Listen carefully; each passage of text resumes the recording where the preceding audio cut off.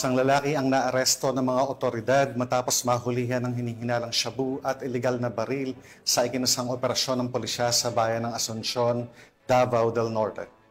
Hindi naman titigil ang mga kapulisan sa kanilang adhikaing gawing ligtas ang bawat barangay, lungsod at lalawigan hanggang sa tuluyang masugpo ang banta ng ilegal na droga at karahasan sa buong bansa. Magbabalita dyan si Patrolwoman Sheena May Ilagan.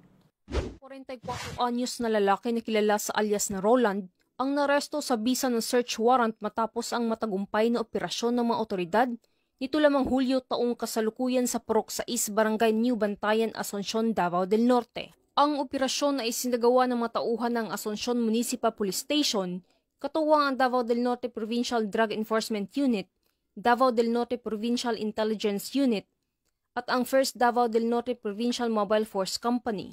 Sa ginawang paghalughog sa bahay ng sospek, na-recover ng mga operatibang humigit kumulang 3.4 grams ng ninal ng shabu na may tinatayang halaga ng 23,120 pesos, isang kalibre 38 na revolver kasabay ang 6 na bala at sling bag. Kasalukuyang nasa kusdiyan ng Asuncion Municipal Police Station ang sospek para sa kaukulang dokumentasyon at paghain ng mga kaso.